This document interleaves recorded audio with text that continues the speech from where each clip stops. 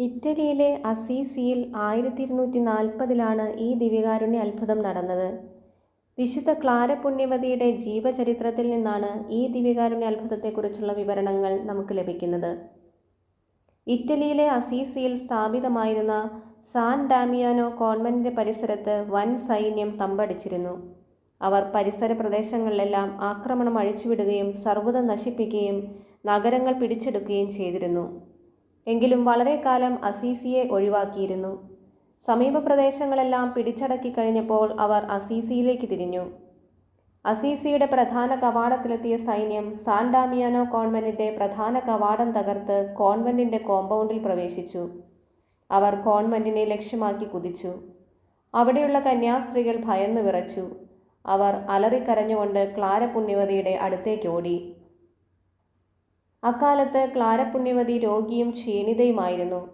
കന്യാസ്ത്രീകൾ കരഞ്ഞുകൊണ്ട് ഓടിച്ചെന്നപ്പോൾ ക്ലാര പുണ്യവതി ദിവ്യകാരുണ്യത്തിനു മുന്നിൽ വിസീത നടത്തുകയായിരുന്നു. അവർ കാര്യം പറഞ്ഞു. സുഖമില്ലാതിരുന്നിട്ടും അമ്മ ഇരിപ്പിടത്തിൽ നിന്നും തനിയെ എഴുന്നേറ്റു. സക്രാരിക്ക് മുന്നിലേക്ക് നടന്നു. തുടർന്ന് ഇപ്രകാരം പ്രാർത്ഥിച്ചു: എൻ്റെ ദൈവമേ, അങ്ങേക്ക് മാത്രമേ സാധിക്കൂ ഈ ശത്രുക്കളിൽ നിന്ന് ഈ പാവം സ്ത്രീകളെ രക്ഷിക്കുവാൻ. നിന്റെ സ്നേഹത്തിൻ്റെ വലയത്തിൽ നിന്നും ഞങ്ങളെ പുറത്താക്കരുതേ. ദൈവമേ, ഞാൻ കണ്ണീരോടെ പ്രാർത്ഥിക്കുന്നു. നിന്റെ മണവാട്ടിമാരായ ഈ കന്യകകളെ രക്ഷിക്കൂ. എനിക്ക് ഒറ്റയ്ക്കൊന്നും ചെയ്യാൻ സാധ്യമല്ല. പെട്ടെന്ന് കുട്ടിയുടേതുപോലുള്ള ഒരു സ്വരം ക്ലാര പുണ്യവതി കേട്ടു. ആ ശബ്ദം സക്രാരിയിൽ നിന്നായിരുന്നു.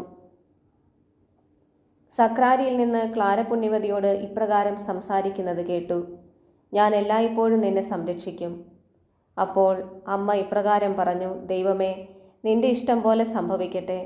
നിന്റെ ഹിതം പോലെ ഈ നഗരവും അതിൽ വസിക്കുന്നവരെയും സംരക്ഷിക്കണമേ. സക്രാരിയിൽ നിന്നും വീണ്ടും സ്വരമുണ്ടായി: പീഡനത്തിന് വിധേയമാകും, പക്ഷേ ഞാൻ അതിനെ തടയുകയും എൻ്റെ സംരക്ഷണം നിങ്ങളുടെ മേൽ ഉണ്ടായിരിക്കുകയും ചെയ്യും. അവിടെ ഉണ്ടായിരുന്ന മുഴുവൻ കന്യാസ്ത്രീകളും സക്രാരി ക്ലാര പുണ്യവതിയോട് സംസാരിക്കുന്നത് കേട്ടു.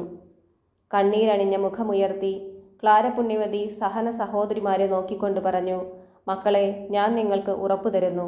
നിങ്ങൾ ശത്രുക്കളെ ഭയപ്പെടേണ്ട. അവരുടെ പീഡനങ്ങൾ സഹിക്കുകയും വേണ്ട. ക്രിസ്തുവിൽ വിശ്വസിച്ചാൽ മാത്രം മതി.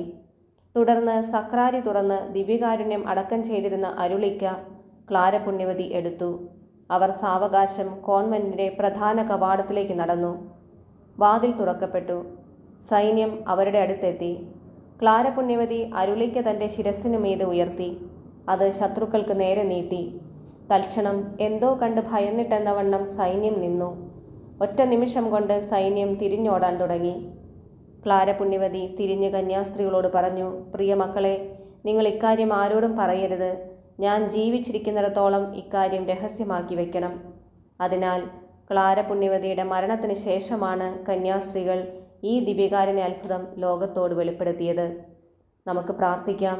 ജീവിതത്തിൻ്റെ ഏതവസ്ഥയിലും ദിവ്യകാരുണ്യത്തിൽ അഭയം തേടുന്നവരെ ഒരിക്കലും കൈവിടുകയില്ല എന്ന് ഈ ദിവ്യകാരുണ്യ അത്ഭുതത്തിലൂടെ തെളിയിച്ച പരിശുദ്ധ പരമദിവ്യകാരുണ്യമേ, ജീവിതത്തിൻ്റെ എല്ലാ പ്രതിസന്ധി ഘട്ടങ്ങളിലും ദിവ്യകാരുണ്യത്തെ അഭയം പ്രാപിക്കാൻ ഞങ്ങൾക്ക് അനുഗ്രഹം തരണമേ.